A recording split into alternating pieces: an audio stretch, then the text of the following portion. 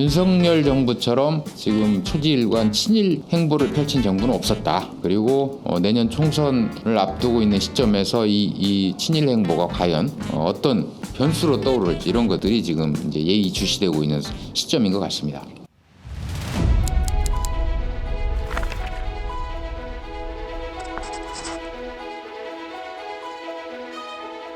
정치수 애청자 여러분 안녕하세요. 안일원의 총선 전략 11번째 시간을 맞이했습니다. 지난주 처서가 지나자마자 찜통더위가 한풀 꺾이고 가을이 성큼 다가온 것 같습니다. 오늘 또 가을을 재촉하는 비까지 내리는데요. 근자에 보기 드문 정치의 몰락, 민생의 위기, 거기에 덧붙여서 지금 외교의 위기라는 또 새로운 그 외풍이 지금 불어닥치기 시작한 것 같습니다. 특히 윤석열 정부의 친일 행보는 그야말로 거침이 없는 것 같은데요. 이전 정부에서 목격할 수 없었던 그런 역대급 행보를 보이고 있는 것 같습니다. 노무현 정부 때 그 통일부 장관을 지냈던 정세현 전 장관 말씀에 따르면 이 외교 무대는 조폭의 세계나 다름없다. 그 어떤 나라도 뭐 미국, 영국, 프랑스, 독일, 일본 뭐 그 어떤 나라도 우리 대한민국 그리고 대한민국의 국민의 어떤 국익을 위해서 나서는 나라는 없다. 다들 자기 나라의 이익을 극대화하기 위해서 그야말로 정말 치열한 어떤 살얼음판을 걷는 것 같은 그런 이제 외교 무대를 이제 한 말씀일 텐데요. 우리 윤석열 정부의 어떤 일방 통행식인 이런 친일 행보가 과연 앞으로 어떤 후유증과 또 부메랑을 맞을지 이런 것들이 우려스럽지 않을 수가 없고요. 특히 지금 한미일 군사 동맹에 버금가는 그런 지금 그 삼국 간의 안보 협력, 기타 뭐 여러 가지 전방위적인 협력이 진행되고 있는데 지금 미국 정세를 보면 굉장히 심상치 않은 상황이 이어지고 있는 것 같아요. 예를 들면 주기적으로 지금 미국의 리서치 결과들이 업로드되는 걸 보면 공화당은 거의 트럼프 후보가 전 대통령이 거의 지금 공화당 대선 주자로서 거의 뭐 확실시되는 상황인 것 같고 그에 따라서 지금 내년으로 예정된 미국 대선에서 미국 정권이 다시 바뀔 수도 있다. 뭐 이런 가능성을 두고 지금 뭐 독일이나 유럽도 굉장히 다각적인 그런 어떤 외교 대응을 지금 나서고 있다고 하는데 과연 우리 정부의 어떤 일방적인 이런 한 방향의 외교가 얼마나 지금 우리 위태로운지 이런 것들에 대해서 다시 한번 좀 우려스러운 생각을 금할 수가 없고요. 어쨌든 역사를 잊은 민족에게 미래는 없다. 이 말을 다시금 좀 되새겨 봐야 될 그런 교훈이 아닌가 싶습니다. 먼저 이제 오늘은 그 최근 그 예사롭지 않은 윤석열 정부의 친일 외교 기조와 관련해서 대통령 직선제가 도입된 92년 김영삼 정부, 문민정부라고 하죠. 김영삼 정부 이후에 문재인 정부까지의 어떤 대일 정책, 외교 정책 기조가 대략적으로 어떠했고 그 당시에 관련 어떤 일본과 관련된 그런 대응 기조에 대한 여론은 어떤 흐름을 보였는지를 좀 간략히 살펴보고요. 그리고 이제 윤석열 정부의 지금 대일 외교 정책을 좀 간략하게 짚어보면서 지금 핵심 현안으로 떠올라 있는 후쿠시마 오염수 문제 그리고 우리 스스로 지금 어떤 그 일본의 어떤 역사관에 부응하는 방향으로 지금 이 정책 기조가 잡히는 거에 대한 이런 우려들에 대해서 좀 한번 짚어보도록 하겠습니다. 먼저 이전 정부에서 이제 이 일본이 주기적으로 반복적으로 뭐 의도적으로 계속 어떤 그 역사 왜곡이나 뭐 독도가 자기네 땅이라고 하는 등 여러 가지 이제 도발을 계속 일삼곤 했습니다. 그에 따라서 우리 정부들도 도에 지나친 경우에는 강경 기조로 돌아서기도 하고 그와 관련해서 또 여론도 정부에 좀 힘을 실어주는 그런 방향으로 좀 흐름을 보이기는 했었는데 먼저 이제 이 김영삼 정부부터 문재인 정부까지의 대일 정책 기조와 관련 주요 이슈들을 좀 살펴볼 텐데 결론적으로 일본 도발과 관련해서 우리 정부가 강경 대응을 하더라도 그에 대한 어떤 반사 효과는 반짝 효과에 그쳤다. 이렇게 좀 요약을 해볼 수 있을 것 같아요. 먼저 우리 김영삼 정부 그 대일 정책 기조를 좀 살펴보면 김영삼 정부 출범 직전인 91년 8월에 고 김학순 할머니께서 최초로 일본 위안부의 강제 동원과 그 피해 사실을 적나라하게 증언을 이제 언론에 증언을 했죠. 그러면서 이제 이 위안부 문제가 한일 관계 그리고 국제사회의 어떤 주요 이슈로 이제 부상을 하게 되는데, 그리고 이제 93년 2월에 출범한 우리 김영삼 정부가 초반에는 대일 강경 기조를 유지합니다. 그리고 특히 이제 우리 김영삼 대통령이 집권하자마자 뭐 금융실명제라든가 하나의 척결 뭐 이런 이제 개혁적인 조치를 단행하면서 굉장히 이제 국민적 여론을 등에 업고 자신감 있게 이제 국정을 펴나갈 때죠. 그리고 이제 그런 이제 국내 어떤 그 강력한 지지 기반이 있다 보니까 일본에서도 이제 김영삼 정부에 대한 어떤 유화책으로 93년 8월에 위안부 동원의 강제성을 인정하는 고노다마라는 것을 발표합니다. 그리고 근데 이제 직후에 94년 5월에 나가노 시게토 법무부 장관이 식민지 해방과 대동아 공영권 확립 차원에서 일본이 아시아를 침략한 거다라는 궤변을 늘어놓고, 이어서 뭐 몇 달 후에 또 하시모토 류타로 통신상이 일제 식민지 변화 침략 전쟁은 없었다라는 이제 부인하는 그런 또 망발을 일삼습니다.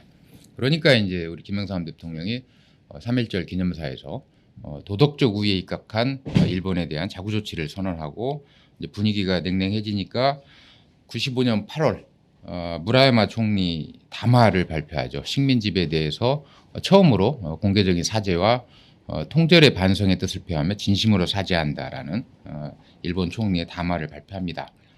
그런데 이제 그 이후에 또 에토 다카미라는 총무청 장관이 일본의 식민 통치가 조선에 좋은 측면도 있었다라는 또 망언을 10월 11일 날, 95년 10월 11일 날 또 이런 망언을 한 직후에 이제 우리 김영삼 대통령이 중국 시진핑 주석과의 정상회담 직후에 이번 기회에 일본의 버르장머리를 고쳐놓겠다라고 으름장을 놓습니다. 그런데 이 일국의 지도자 대통령이 이런 어떤 감정적인 언어를 표출한 거에 대한 여러 가지 이제 비판적인 인식도 있고, 결국 또 이것이 일본의 감정을 자극해서 김영삼 대통령 정부 말기에 그 IMF 외환 위기가 터졌을 때 일본이 이제 비협조하면서 상당히 좀 어려움을 겪은 이제 그런 사례로 귀결이 되는데, 어쨌든 지도자가 다른 나라에 대해서 이런 감정적인 대응을 하는 것이 과연 타당한 거냐라는 논란이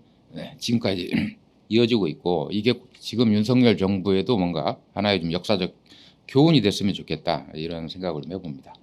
어쨌든 김영삼 대통령이 이런 그 뭐 극단적인 이제 발언을 공개적으로 한 이후에 무라야마에서 이제 하시모토로 총리가 일본이 바뀌었었는데, 96년 5월 들어서 하시모토 류타로 총리가 독도는 일본 영토다라고 또 망발을 일삼습니다. 근데 어쨌든 일본의 그 역사 왜곡, 뭐 그 독도 영유권 주장, 그 다음에 제국주의 침략 부인, 뭐 이런 것들이 뭐 이게 하루 이틀 사이에 그 벌어지는 일이 아니라 수십 년 동안 지속되고 있는 거고, 관련해서 이제 우리 정부의 대응도 때로는 강경하게, 때로는 뭐 온건하게, 때로는 뭐 균형외교를 펼치기, 그런 이제 현상들이 쭉 이어졌는데, 우리 한국갤럽이 김영삼 대통령의 5년간 그 국정지지도 추이를 분기별로 정리한 자료를 좀 발췌를 해왔는데요. 아까 말씀드린 앞에서 살펴본 것처럼 임기 초반에는 뭐 그 조선 총독부 건물 해체, 하나회 해체, 금융실명제 도입, 그리고 이제 그런 그 국민적 뭐 거의 80% 안팎에 육박하는 그런 고공행진을 하면서 자신감을 얻고, 거기에 따라서 이제 일본도 김영삼 대통령이 굉장히 이제 그런 강단 있는 모습을 보이는 것을 좀 완화시킬 목적으로 이제 고노다마를 발표를 하죠.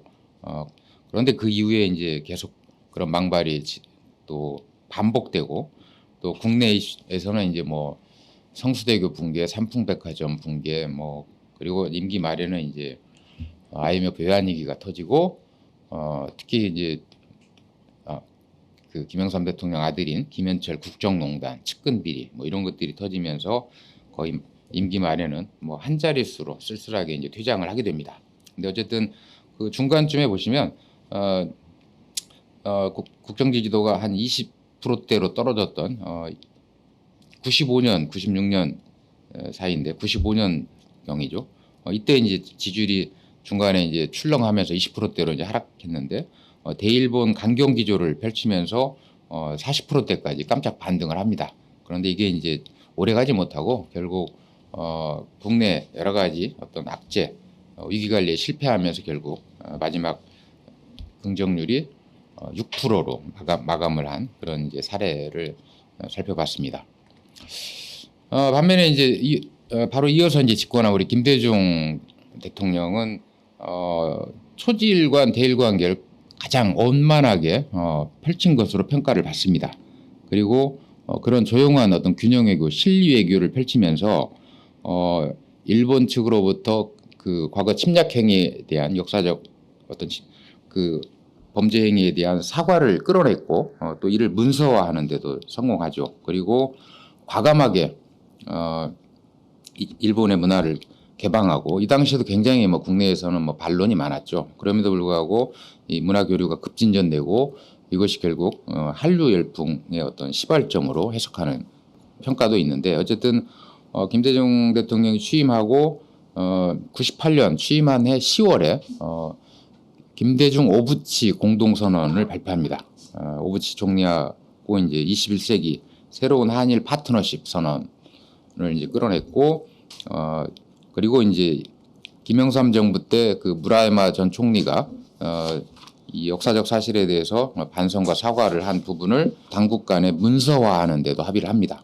그러니까 굉장히 진일보한 그런 어떤 대일 관계를 이끌었고 그리고 이제 석 달 후에는 한일 어업 협정을 체결하고요. 근데 이 과정에서도 우측에 보시면 이제 98년 7월, 뭐 2001년 2월, 그러니까 김대중 정부의 어떤 일관된 그런 균형외교, 실리외교, 뭐 상호 후회 평등의 외교를 펼쳐가는 와중에도 일본의 정객들은 계속 이런 이제 도발을 하고 역사를 왜곡하거나 뭐 우리 국민들의 반일 정서를 부추기는 이런 도발 그 망언들을 계속합니다.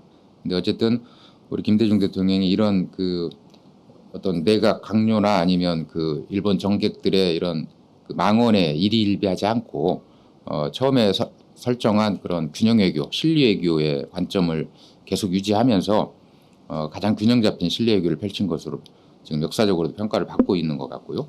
그리고 2002년 한일 월드컵을 개최하고 특히 김대중 대통령이 서거한 직후에 일본의 정객들이 한일 관계를 가장 비약적으로 그리고 미래지향적으로 발전시킨 진전시킨 대통령이다라는 그런 이제 평가를 받았습니다. 그리고 또 이 당시에는 이제 미국 클린턴 대통령과 상당히 우호적인 그런 관계를 유지했고 뒤에 이제 조지 부시가 그 집권하면서 좀 대북 정책에 약간 갈등을 보이기도 했습니다만은 어쨌든 임기 동안 일관된 대북 햇볕 정책과 일본과의 어떤 균형외교, 실리외교를 펼친 것으로 평가를 받습니다. 관련해서 이제 우리 역시 한국갤럽이 임기 5년 동안 김대중 대통령의 국정지지도 추이를 분기별로 정리한 자료를 좀 다시 발췌를 해온 건데요. 역시 김대중 대통령 임기 초반에는 뭐 70%, 60%대 지지율로 출발을 했지만 중간중간에 계속 일본 정객들의 망언이 계속되고요. 특히 이제 외교적으로 또 IMF를 극복하고 이런 내치나 국제외교 무대에서는 굉장히 맹활약을 했지만 또 한국의 어떤 그 자부심, 자긍심을 끌어올리는 그런 어떤 그 국정 기조를 유지했지만 막판에 터진 측근 비리, 친인척 비리 뭐 이런 것들이 결국 이제 이 정권말 현상으로 이어지면서 지지율이 20%대 중반 정도로 이제 임기를 마감하게 됩니다. 이후에 들어선 뭐 노무현, 이명박, 박근혜 정부의 대일 정책 기조를 보면 정권마다 약간의 좀 편차는 있지만 어쨌든 대체로 이제 균형 외교를 좀 펼치려고 노력을 좀 한 측면들이 있죠. 노무현 정부도 이제 김대중 정부의 그런 그 실용 외교를 바통을 이어받아서 집권 초에는 조용한 좀 실용 외교를 추구를 합니다. 그런데 2004년 1월 고이즈미 총리가 야스쿠니 신사를 전격 참배하는 상황이 전개되고 특히 2005년 2월에 일본 시네마현에서 다케시마의 날 조례를 통과를 시킵니다. 그러니까 이건 우리 독도에 대한 도발이었고 우리 영토에 대한 도발로 이제 인식이 된 큰 사건이었고 그러다 보니까 이제 2006년 4월에 노무현 대통령이 특별 담화문을 발표하면서 독도는 우리 땅이다라고 못을 박는데 결국 초반에는 조용한 실용외교를 추구했지만 그리고 신대일 독트린이라는 고이즈미와의 어떤 그 공동 선언도 이끌어냈지만 일본 측에 지속된 도발. 근데 이 과정에서 이제 노무현 대통령의 지지율 추이를 보면 초반에 그 지지율이 오래가지 못하고 결국 거의 뭐 30% 안팎의 상당히 고전이 이어지면서 일본도 어떤 국내 정치 상황을 반영해서 이런 어떤 전략적인 도발을 했던 게 아닌가 이렇게 좀 유추를 해볼 수 있을 것 같고 결국 노무현 정부의 한일 관계는 굉장히 긴장 상태로 이제 마무리를 짓게 됩니다. 이어서 이제 이명박 정부는 뭐 집권 초부터 굉장히 한일 관계에 있어서 훈훈한 어떤 그 관계를 좀 이어가려고 하고 뭐 이 당시에 이제 취임 첫날 바로 뭐 후쿠다 야스오 총리와 정상회담을 하고 또 셔틀 외교를 시작을 하죠. 그런데 이제 우리 정부의 기대와는 딴판으로 그 다음에 2012년에 일본이 방위백서에 독도 관할 부대를 명기합니다. 그러니까 독도 관할 부대를 명기했다라는 것은 여전히 독도가 자기네 땅이라고 주장하는 것이고 이것이 결국 직후에 국내 여론이 들끓으면서 이명박 대통령이 대통령으로서는 최초로 독도를 직접 방문하면서 이제 대일 강경 기조로 전환을 하게 되는데 이것도 역시 김영삼 대통령의 버르장머리를 고쳐놓겠다 뭐 이런 그 지도자의 어떤 언행과 그 대비되면서 상당한 논란을 일으켰죠. 결국 우리는 독도가 그 이미 우리가 실효적으로 지배하고 있고 역사적으로도 뭐 독도는 우리 조선 땅이었고 대한민국 땅이라는 것은 뭐 이 부정할 수 없는 그런 여러 가지 역사적 사실을 가지고 실효적 지배를 우리가 이어가고 있고 일본은 계속 뭔가 영토 분쟁을 야기하면서 어떤 그 실익을 챙기려고 하는 그런 입장인데 따라서 우리 정부는 독도 이슈와 관련해서 무대응으로 대체로 일관을 하는 게 전략적으로도 타당했을 텐데 대통령이 직접 독도를 방문하면서 결국 일본을 자극하게 되고 기억하시겠지만 뭐 한국 연예인들의 뭐 일본 방송 출연을 금지시키고 뭐 이때부터 일본에서 이제 혐한 캠페인이 전개되고 우리 제일동포나 뭐 관광객들이 굉장히 그 곤혹스러운 상황에 처하는 그런 이제 계기가 됐죠.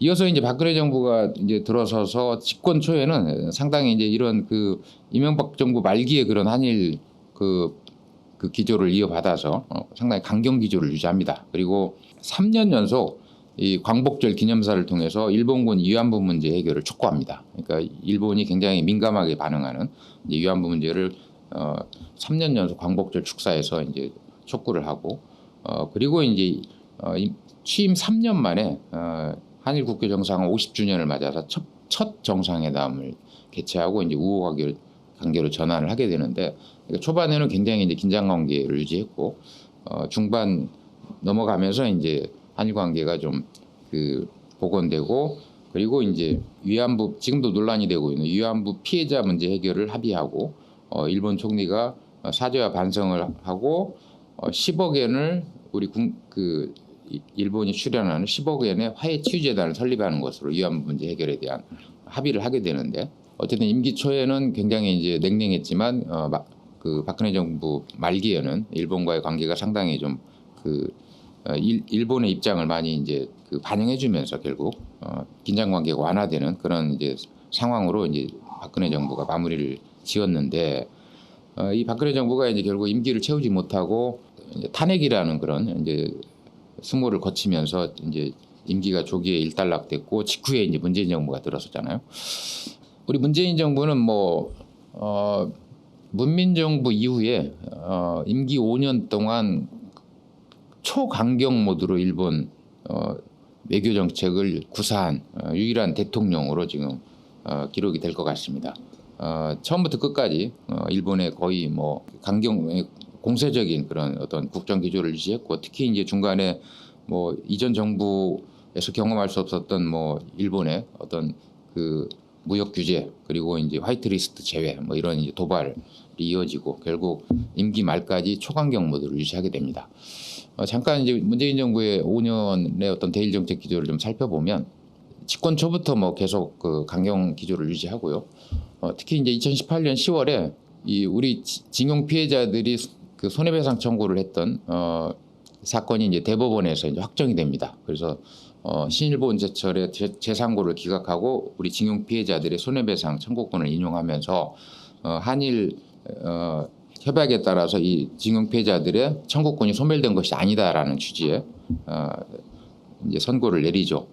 그리고 이제 2018년 11월에는 박근혜 정부가 일본 정부와 합의해서 출범시켰던 화해치유재단을 해산합니다. 해산시킵니다. 그러니까 피해자들의 의견이 반영되지 않았고 뭐 이런 부분에 대한 여러 가지 이제 사회적 논란이 있었고 그걸 문재인 정부 들어서 이제 이 재단을 해산을 하게 되고 이제 그에 대한 보복으로 2019년 7월 일본이 뭐 불화수소 등을 포함한 반도체 핵심 소재에 대해서 한국 수출을 규제하겠다고 발표를 하고 이어서 한국 물자에 대해서 그 전략 물자에 대한 어떤 수출 심사 우대국 목록에 들어가 있던 한국을 화이트 리스트에서 제외하는 조치를 이제 취합니다. 여기에 맞서서 이제 우리 문재인 정부도 일본을 화이트 리스트에서 제외하고 수출 규제에 대해서 WTO에 제소를 하죠. 그리고 최종적으로 이제 한국이 승소를 했습니다. 이제 WTO에 제소한 거는. 그리고 이제 지소미아 연장을 중단을 발표합니다. 그리고 이제 국내에서는 뭐 일본 제품에 대한 불매 운동이 대대적으로 확산되고 이후 이제 바이든 정부가 취임하면서 출범하면서 이제 대일 강경 기조가 약간 좀 누그러지고 뭐 실무 정책 협의를 진행했지만 특별한 어떤 성과 없이 이제 문재인 정부가 그 마감을 하게 되는데 아까 앞에서 살펴본 2019년 7월부터 9월까지가 이제 일본과 한국의 긴장 관계가 가장 최고조에 달했던 시점인데 이 시점에 과 관련해서 이제 한국갤럽에 6월 4주부터 9월 4주 뭐 대략 한 3개월 좀 넘는 기간 동안에 문재인 대통령 긍부정률 추세를 살펴보면 이 일본이 수출 규제를 강화한 게 7월 4일이에요. 2019년 7월 4일인데 그 직전에 이제 6월 30일 날 판문점에서 남북미 3국 정상회담이 있었습니다. 그러니까 그 시점에는 이제 지지율이 뭐 대북 관계와 관련해서 뭔가 상당한 기대감이 이제 높아지고 그러면서 긍정률도 49%로 다시 반등을 했다가 일본이 이제 수출 규제에 들어가고 긴장이 강화되면서 긍정률이 다시 하락하고 그리고 이제 문재인 정부도 앞서 살펴본 일본을 화이트 리스트에서 제외하고 지소미아 연장을 중단하고 이런 초강경 이제 모드를 유지하면서 45%에서 대략 47, 8%까지 약 한 달 정도 반등한 걸 알 수 있죠. 근데 이게 결국 일본 이슈보다 국내 이슈들이 더 큰 영향을 미치면서 결국 취임 후에 40%대까지 지지율이 추락하게 됩니다. 갤럽 조사에서도 이 40%대 지지율까지 빠진 것도 취임 후 최저치고 저희는 이제 월간 조사로 진행을 당시 했었는데 2019년 8, 9월에 46% 정도의 지지율을 기록했습니다. 역시 저희 조사도 그래프 보시면 아시겠지만 2017년 5월 85%로 시작한 긍정률이 점점 우하향해서 결국 2019년 8, 9월 이 시점에 46%까지 하락했는데 월간 단위의 추이로 보면 사실 그 일본에 대한 어떤 강경 대응이 지지율에는 특별한 영향을 미치지 않은 것으로 것을 알 수 있고 오히려 국내 이슈가 더 이 대통령 지지율에 큰 영향을 미친다라고 좀 유추할 수 있을 것 같습니다. 관련해서 이제 이 당시에 저희가 그 일본과의 긴장이 강화되고 있을 때 관련 이슈 조사를 사실은 많이 했었어요. 2019년 8월과 9월 일본의 어떤 그 수출 규제 그리고 화이트 리스트 제외 뭐 이런 일본의 도발과 관련해서 우리 문재인 정부의 이제 대응 평가 그리고 지소미아를 연장해야 되느냐 아니면 중단해야 되느냐 이제 두 가지 이슈를 좀 조사한 그 테이블을 좀 이제 가져왔는데요. 이 일본의 수출 규제와 백색 국가 제외 그러니까 화이트리스트죠. 백색 국가 제외에 대한 강경 대응의 지지 여론이 굉장히 상당히 높았습니다. 일단 일본 수출 규제에 대해서 우리 정부가 잘하고 있다가 대략 54% 정도였고요. 지소미아 연장을 하지 말아야 된다가 약 과반 50% 정도였고, 부정률은 이제 일본 수출 규제와 관련해서 우리 정부가 대응을 잘못하고 있다 40, 지소미아를 다시 연장해야 된다 33 정도였는데, 이 당시에 그 보수층이나 중도층 응답 결과를 보면 보수층에서도 일본의 그런 수출 무역 경제 도발이나 이런 그 일본의 강경 태도에 대해서 우리 정부에 대한 긍정 평가가 대략 한 40 정도 됐고요. 중도층도 50%를 넘었습니다. 그러니까 수십 년 동안 또 그 이전에 이제 뭐 일제 36년을 우리가 거쳤고요. 그 이후에도 일본이 계속 역사를 왜곡하고 침략 행위를 부정하고 뭐 이런 것들이 계속 지속되면서 일본에 대한 반감이 굉장히 높죠. 그래서 일본이 그런 도발을 할 경우에는 우리가 강경하게 대응해야 된다라는 여론이 대체로 높게 나타납니다. 그러나 그게 일본 이슈는 사실은 민생과는 좀 별개의 영역이기 때문에, 또 그 일본 이슈가 뭐 우리 삶에 계속 지속적으로 그게 영향을 미치는 정도의 수준은 아니기 때문에 이 국내 여론에 미치는 어떤 영향은 비교적 제한적이다, 이렇게 좀 평가할 수 있을 것 같습니다. 참고로 이제 제가 2018년 9월하고 4개월, 5개월 후쯤인 3월 한반도 주변 5개국 정상 호감도 조사를 2차례 실시를 했었는데요. 2018년 9월 1차 조사에서는 중국 시진핑이 호감도가 23, 비호감도가 70이었습니다.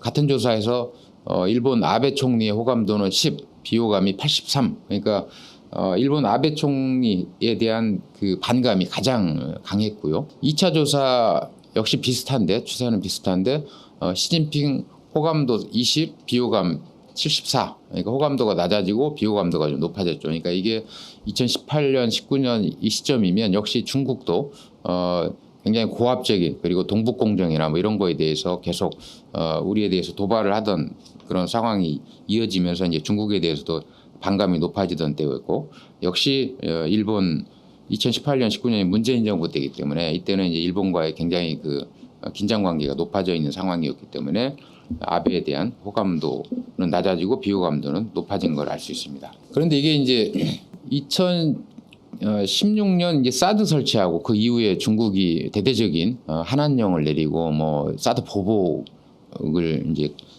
진행하면서 이 주변국에 대한 그 여론이 상당한 어떤 변곡점을 맞게 됩니다. 지금 보시는 슬라이드는 그 한국리서치가 그 패널 웹조사를 주기적으로 해서 발표한 자료를 제가 좀 인용을 한 건데요. 2022년 10월 조사부터 2023년 7월까지 4차례 조사 결과를 좀 인용을 해왔습니다. 보시면 지금 미국에 대한 호감도가 계속 50% 뭐 중후반으로 뭐 단독 1위를 기록하고 있고요. 빨간색 실선이 일본입니다. 그러니까 문재인 정부 이전까지는 반일 감정이 반중 감정보다 더 강했어요.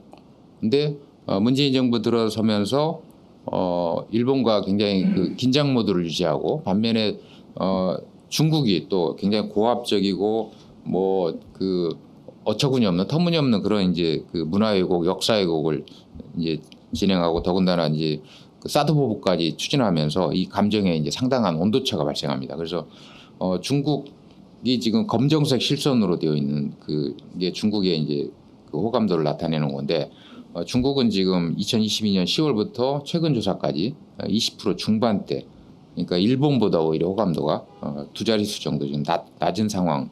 그러니까 이 중국이 우리에게 그 강공을 취하면서 협중 정서가 급등했고, 특히 우리 청년들 같은 경우에는 일본의 그런 제국주의 침략이나 그들이 태어나기 이전에 있었던 이런 어떤 역사적 상황을 직접 이제 체험한 세대가 아니잖아요. 반면에 지금 중국의 저런 어떤 고압적 태도, 그리고 실제 중국 이슈들이 지금 우리 국민들에게도 체감적으로 다가오는 여러 가지 이슈들이 있잖아요. 예를 들면 뭐 황사, 미세먼지, 그다음에 아까 말씀드린 사드 보복, 그다음에 코로나 관련, 또 뭐 시시때때로 우리 그 영해를 침범해서 불법 조업을 일삼고 뭐 우리 그 해경이 출동하면 뭐 그냥 위협을 오히려 가하고 뭐 이런 부분들. 그다음에 이제 주기적으로 이제 우리 한국에 대한 혐오 정서를 그쪽 네티즌들이나 뭐 그 지식인들이 유도를 하고 또 뭐 고구려 역사, 발해 역사 그리고 우리 김치, 한복 등등까지 뭐 이런 역사를 자기네 것으로 둔갑시키는 행위, 동북공정 뭐 이런 것들이 이제 지금 우리 청년들이 직접적으로 중국으로부터 체감하고 있는 그런 이제 불편한 현실들이 이어지면서 청년 세대는 반일을 능가하는 혐중 정서가 고착화됐다라고 저희는 해석을 하고 있습니다. 지금 이 슬라이드는 뭐 여러 번 소개드렸던 이 그 한방에 끝내는 당선 지침서에도 이제 이 청년 세대 웹조사 결과가 그 실려 있는데 관련 내용을 이제 간략히 좀 설명을 드리면 이 조사는 이제 올 3월 19일부터 31일까지 만 18세부터 39세 청년 1000명을 대상으로 웹조사로 진행을 한 결과인데요. 이 주변 5개국에 대한 그 호감 비호감도를 저희가 측정을 해봤습니다. 미국에 대한 그 호감도는 64.3, 비호감 22.7, 일본은 27.2%가 호감을 나타냈고 북한 11.5, 러시아 9.4, 중국 6.5. 그러니까 중국에 대한 호감도가 이 청년 세대에서는 최하위로 나타났습니다.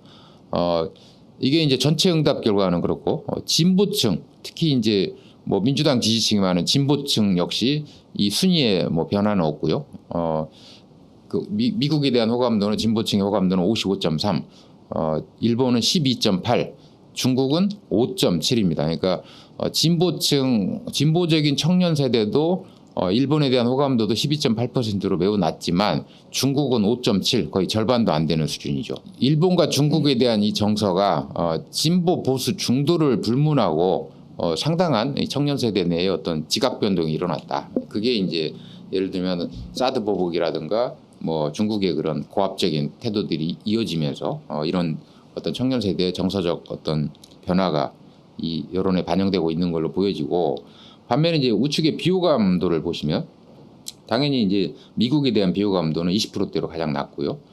중국에 대한 비호감도를 한번 보세요. 전체 응답층의 비호감도는 무려 88.9%입니다. 그러니까 10명 중에 9명이 거의 중국에 대해서는 뭐 비호감, 그러니까 혐오스럽다 라고 느낄 정도로 지금 중국에 대한 혐중 정서가 굉장히 강력합니다. 진보층도 중국에 대한 비호감이 89.2, 전체보다 오히려 뭐 거의 소폭 높을 정도로 지금 중국에 대한 정서가 청년층에서는 진보 보수 가릴 것 없이 지금 굉장히 강고하다. 반면에 이제 일본에 대한 반감도 상당히 높은데 전체 비호감은 66.3, 진보층의 비호감은 80.8. 진보층이 좀 높긴 하지만 어쨌든 일본에 대해서도 비호감이 그 높은 편이지만 중국은 일본을 능가할 정도로 지금 우리 청년 세대 인식 변화가 발생한 상황이다. 그래서 이런 것들이 이제 지금 현재 윤석열 정부 여권이 구사하고 있는 대중국 이슈에 대한 어떤 그 대응 전략을 보면 이게 이제 청년 세대의 이런 혐중 정서를 자극하기 위한 그런 고도의 어떤 전략이 숨겨져 있는 게 아닌가라는 의도를 지울 수가 없습니다. 예를 들면 뭐 중국 동포들에 대한 투표권, 지방선거에서 중국 동포들에 대한 투표권을 제한하자라든가 중국 사람들이 어떤 국내 부동산 그 매입이나 뭐 기업 투자 뭐 이런 것들을 제한하자 뭐 이런 지금 이제 여론들이 있는 거잖아요. 그러니까 이런 것들이 지금 굉장히 이 반일 정서 못지않은 반중 정서, 특히 청년 세대는 지금 반일보다 반중 정서가 더 지금 높은데 이런 것들을 총선 전략, 선거 전략 차원에서 지금 접근하는 게 아닌가 이런 좀 우려를 할 수 있을 것 같습니다. 좀 결론적으로 앞서 이제 간략하게 그 김영삼 정부부터 문재인 정부까지의 대일 정책 기조와 뭐 어떤 주요 사건 사고 그리고 좀 여론 동향을 살펴봤는데 일본의 역사나 경제 등 뭐 이 왜곡이나 도발에 대한 우리 정부의 강경 대응은 잠깐 효과에 순간적인 어떤 반짝 효과에 그쳤다. 일본의 어떤 그 강경 또는 온건한 어떤 대응이 그 대통령의 국정 지지도에 어떤 지속적인 영향을 미치는 데는 명백한 한계가 있었다. 그리고 이제 역대 정부 중에 김대중 정부가 가장 일관되게 대일 실용 노선을 구사했고 실제로 많은 성과를 거뒀다. 그리고 2016년 이 사드 보복 이후 반일 정서를 반중 정서가 반일 정서를 추월했다. 특히 이제 뒤에서 살펴볼 문민 정부 이후에 윤석열 정부처럼 지금 초지일관 친일 행보를 펼친 정부는 없었다. 이 부분이 이제 앞으로 어떤 순기능을 할지 또는 역기능을 할지, 그리고 내년 총선을 앞두고 있는 시점에서 이 친일 행보가 과연 어떤 변수로 떠오를지, 이런 것들이 지금 이제 예의주시되고 있는 시점인 것 같습니다.